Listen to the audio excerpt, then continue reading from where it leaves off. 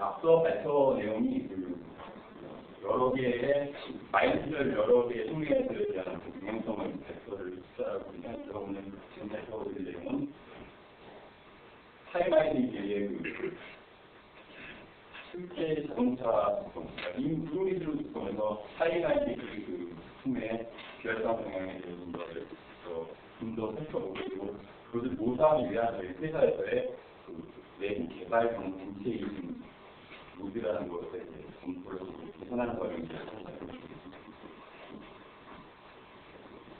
목적은 앞서도 잠깐 첫 번째는 했지만 서마리하고 오일에 의한 코인에 대한 비활성화 방향에 대해서 서술하고 여기 또 어떻게 활성화 영향이 있는가에 대해서 또한 실제 국내에 나갈 차들이 있어요. 국내에 나갈 차들에 대해서 어떻게 망가지는가, 어떻게 열화되는가에 대해서 살펴보는 것과 저희가 개발을 하기 위해서 엔진 벤치에서 풍매를 쭉 열화시키는데 열화시키는 사이트에서 비활성화된 중에서 다른가를 검토를 한 후에 그것들을 적어서 어떻게 에이징 모델을 개선해야지 우리가 차량의 우리 에미션 내부에 대해서 이익을 잘할 수 있을까.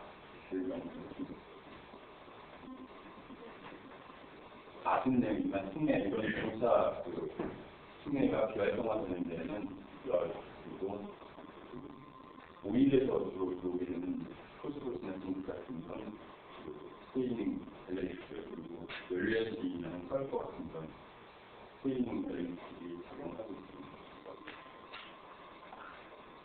이번에 이 문제에서 살펴보게 되는 자동차 대기에 대한 대략적인 엔진 밑에 웜업 캐탈리스트가 있어. 그리고 그 밑에 언더플로우 캐탈리스트보다 더 큰 볼륨의 충매가 있습니다. 이런 충매의 사용을 결정하기 위해서는 이런 충매에 대한 사용에 대한 것을 결정한 다음에 이게 엔진이라고 우리 엔진에서 나오는 대가스의 충매 컴퓨터를 달아가지고 한 50시간에서 100시간 정도의 에이징 사이클을 뛰게 됩니다. 이게 굉장히 고열이 나타나는 그런 모드에서 이렇게 해서 쑥 열화를 시킨 다음에 쑥으로 비활성화를 시킨 다음에 차량에다 달아서 에미션을 테스트해보고 우리가 타겟으로 하는 에미션 핀다를 만들고 싶으냐 만들고 싶으냐를 갖고 오히려는 이것을 풍사용을 대응하고 안 그런 경우에는 보다 더 풍내 사용을 강화해서 다시 재디자인한 다음에 그런 사이트를 반복하게 됩니다. 이거 같은 경우에 한 50시간 정도면 그럼 100시간 정도면 에이징을 할 수 있다고 하지만 차에다 직접 달아서 정말로 한 10만 마일 필요로는 8개월 무료 투자이 되기 때문에 개발 과정상에 그렇게는 테스트하기가 힘든 겁니다. 이런 과정을 통해서 자동차 이해가 크게 된다는 것을 말씀드리겠죠. 그럼 앞서 말씀드린 엔진벤치 에이징 모드라는 게 무엇이냐? 엔진벤치 에이징 모드는 엔진이 공기와 연료의 기울이 똑같은 조건에서 약 800도씨 풍매 대비문과 800도씨 정도 되는 조건에서 운전하다가 엔진이 보다 더 위치 아니니까 연료가 반응할 조건으로 움직이면서 그와 동시에 2차 공기를 대기에서 쏴줘서 풍매에서 굉장히 많은 양의 하이드로카본이 반응을 할 수 있도록 유도를 해줍니다. 이는 여기서 속한 결합이 일어나면서 풍매가 고온 공출이 되는 거예요. 고온의 설수에 의해서 에이징이 되는 거예요. 이것은 이런 리치 디펄션과 세컨더리 에어에 의한 발열에 의해서 저희가 이번 연구에서 살펴보게 되는 얘기는 이러한 것이고 여기서 이 웜업 컨버터 안에 두 개의 스낵들이 들어가 있는데 이 두 개의 스낵들이 특히 앞에 쪽 스낵들에 대해서 잡아서 살펴본 스낵들은 9,000마일에서부터 92,000마일까지 실제 차량 수관 센트들과 앞서 말씀드렸던 벤체이징 모드로 12만 마일 상당하게 벤체이징 센트 이렇게 있습니다. 그리고 숙내의 구성을 보시게 되면은 밑에 논 기계 위에 세륨이 강하게 있는 층이 있고 그 위에 알루미늄 강하게 있는 층이 있고 기계 층에 모두 다 플라스틱 층이 있습니다. 서마레이징 모드 서멀 디그레데이션에 대해서는 앞서도 배포를 했었지만 마일리지가 올라갈수록 비스터스케어가 감소하는 그런 경향을 있어요. 그리고 이것을 테레비전 같은 것을 해가지고 신스링이 플라밍 신스링이 어떻게 되는 걸 해보게 되면 손의 길이 방향으로 봤을 때 퓨어 포지션을 따라가면서 봤을 때 뒤쪽 부분에서 약간 더 플라밍 사이즈가 커지는 그런 경향을 볼 수가 있고, 실제 차량에서 그 플라밍 미터 사이즈에 대해서 저희가 벤제이를 하는 것과 플라밍 미터 사이즈가 큰 것을 알 수가 있고, 이것은 벤제이 모드가 실질적으로 확대되는 누러움보다 더 높은 누러움에서 문제되기 때문에 그건 제가 나오면서 이러한 샘플들에 대해서 SR을 공부를 했는데요. 이것은 이제 승의 그 92K가 92,000 마일을 뛴 승에 대해서 길이 방향 샘플을 취해가지고 SR을 쓰는 것입니다. 그리고 이게 제2부 부분이고 이게 제일 큰 부분이 되겠는데, SR을 찍어가지고 그 컴퓨터 세리아나 플라밍의 입장에 대해서 분석을 하게 되면 포지션 이쪽 부분에서는 플라밍이 잘 디스퍼전이 되어 있는 반면에 뒤쪽 부분에 가면 신선이 많이 일어나는 것을 볼 수가 있고, 컴퓨터 세리아의 크기에 있어서 뒤쪽에서 더 많이 신선이 일어나는 그런 것을 알고, 숨의 뒤쪽 부분에서 열에 의한 신선이 더 중독이 나타나는 것을. 그리고 이제 포이징 효과인데요. 포이징 효과에서 앞쪽 부분이 이렇게 거실로 가면서 이렇게 앞쪽 부분이 뭔가 좀 많이 소개되는 것 같은 얼룩이 보이고, 이것을 깨는 절개는 찍어보게 되면 앞쪽에 좀 필름이 없는데, 그래서 이런 뒤쪽은 깨끗하게 이렇게 되는 거예요. 그래서 이러한 그 앞쪽 부분에 필이나 그 칼슘 같은 그 엘리멘트들이 많이 소개되어 있기 때문에 뒤로 가서 수석이 있는 좀 감소하는 그런 경향을 보이고, 그리고 이게 그 마일별로 평균을 내서 바꾸기라도 하이마인 기술이 경우가 그 분석된 신정대 포이징 엘리멘트들의 양이 많았습니다.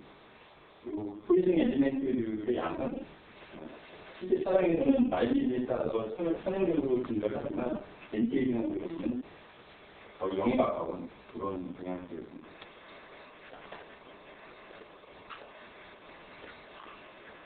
그래서 이 입구면에 그 신속되어 있는 엘리멘트들이 프로페이가 어떤가를 단순하기 위해서 EPM의 진도를 이게 92,000마리 EPM에 대해서 진도를 합니다.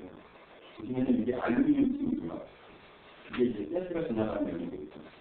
이쪽이 감싸져 있고, 그런데 그 가스가 지나가는 면에서 앞쪽으로 T나 징크가 신경이 되는 것도 있어요. 그러니까 징크 같은 경우에는 앞쪽에 그냥 형성이 되는데, P 같은 경우에는 알루미늄 같이 존재하는 것으로 존재를 페네트레이션 데서 안쪽으로 들어가는 겁니다.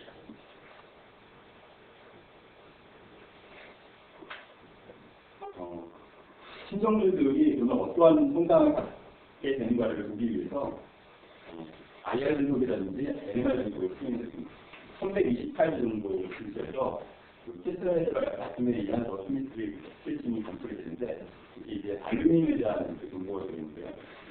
1128 정도에서 14세들 같은 경우에 T2 쪽에서 알루미늄, 테트라헤드락 알루미늄의 존재가 반면 NCA라는 센터 같은 경우에는 이런 것들이 검토가 안 됐는데요.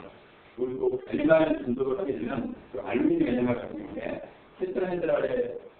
테트라헤드락 컨디션에서 그 알루미늄이 집중적으로 검토되니까 14cm에 대해서는 집중적으로 검토되지만 뒤쪽으로 NCA 센터에서는 사실 안 했고, 실제 센터의 경우에도 후방 속에서는 이런 것이 검토가 안 됐습니다.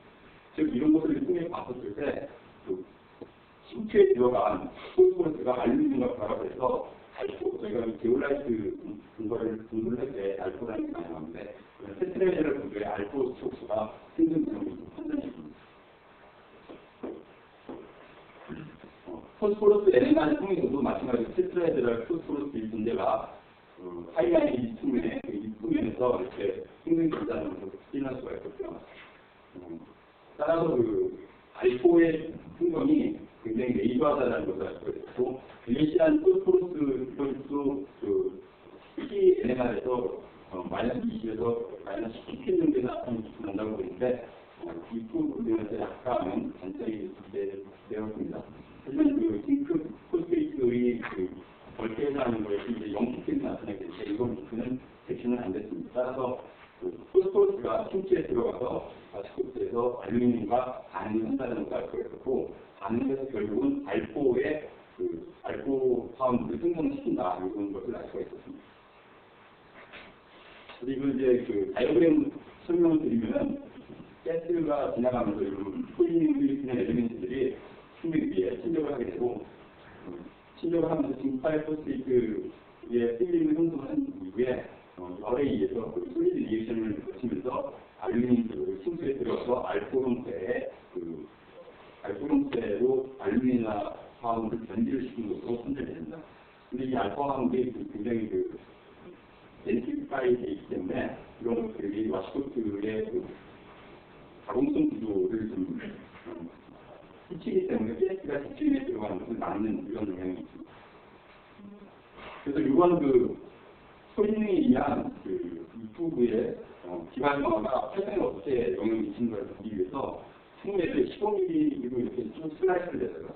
이렇게 포지션에 따라서 슬라이스를 해서 각 15mm 슬라이스마다 깔끔하게 설정하는데 이것은 이제 하이드로카본이 이제 낙수의 컨버전이 되는데 이미 그 입부분에서 즉흥적으로 가스는 저하가 되는 것을 알 수가 있습니다.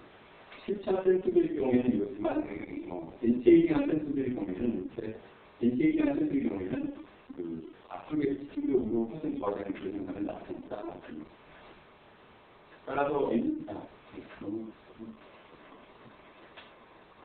그래서 덴체이징 센서를 제조하는 공정에 대해서 아까 앞서서 말씀을 드렸는데 현재는 그 하이템플 스펀지를 해서 비활성화를 시키고 있고 프리즈닝은 시키지 않는 부분입니다. 그래서 결국은 이제 프리즈닝이 효과가 될까지도 보온 부분으로 이제 형성을 시키는 이런 부분과 관련된 예정에서 사용 결정을 하고 있는데 앞서서 발표해서 보았듯이 프리즈닝의 효과가 굉장히 크기 때문에 이제 이 엔진 베이지 에이징을 할 때 엔진 입구 쪽에다가 엔진 오일과 이제 피와 징크가 많이 포함이 되어 있는 ZBT라는 이런 포함을 섞어서 프리즈닝을 쓰면서 소리가 열화될 수 있도록 이런 엔진 모드의 개선 작업을 하고 있습니다. 그래서 어떤 식으로 얼마만큼의 그 피도 파운을 넣고 몇 시간을 돌려야지 실차와 그 편성성이 좋을까 이것을 결정하기 위해서 실험 계획법을 이해해가지고 이런 그 에이징 시간 그리고 그 프리즈닝 기능 엘리멘트들의 그 G나 그 오일의 타입 이런 것들 이렇게 세 가지 인자들에 대해서 순수 기준으로 실험 계획법에 의한 매트릭스를 짜가지고 그 정확한 그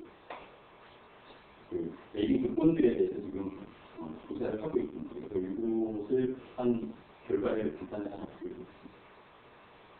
이게 이제 실제 차량이 마일리지 어플리케이션에 대해서 나오는 하이드로카본, CO, 낙스의 실차 에미션 테스트 결과인데요. 이 중에 되면은 하이드로카본은 크게 이렇게 여러 가지로 하이드로카본의 농도가 늘어나는 현상은 잘 안 보입니다. CO적으로 그렇지 않은데 낙스 같은 경우에는 계속적으로 이제 마일리지 어플리케이션 낙스의 에미션량이 굉장히 증가하는 이런 경향을 보이고 있습니다. 하지만 저희가 기존의 엔진 베이지 에이징을 하게 되면은 이런 갈색으로 나타나는 프린트가 됩니다. 이런 기술을 모사가 안 되기 때문에 실제 시장에 나와가지고 낙스가 오버가 될 수 있는 이런 상황이 올 수 있습니다. 그래서 이런 엔진 베이지 에이징을 프리능이 개선을 한 이후에 이런 엔진 베이지 에이징을 하는 걸 어떤 기술을 하게 되면 결정을 났는데 낙스의 열화 모드도 제대로 좋은 프리링 관계가 부족한 것으로 있지 않습니다. 결론적으로 말씀드리면 오일 피속에 의한 힘의 열화는 윗부분에서 중요해서 나타나고 그리고 이런 프리링의 효과는 두 가지 형태로 힘의 영향이 등장하는 필름의 형태를 가진 글래시안 포스포러스 엘리멘트의 파운드 생성된 것과 두 번째는 포스포러스가 디퓨전에 들어가서 알루미늄과 반응을 해가지고 알루미늄 포스페이트가 생성되는 것. 두 가지로 후자가 더 메이저한 것으로 판단됩니다. 또 이런 그 방향에 의해서 어떤 열화의 영향을 보게 되면 열에 대한 그 열화의 경우에 성향이 어떤 그 그레이디언트가 있지만 그 소양 그레이디언트는 회진에 의한 경우가 상당히 희한하고 뒤쪽보다는 앞쪽에서 회진이 경향이 굉장히 커졌습니다. 그래서 이런 것들을 종합을 하고 엔진된 제인 모델을 계산하는 작업을 통해서 보다 더 7차 에임 부분에 대한 우수한 통수성 가는 엔진 모델을 개발하고자 계속적으로 연구를 진행합니다.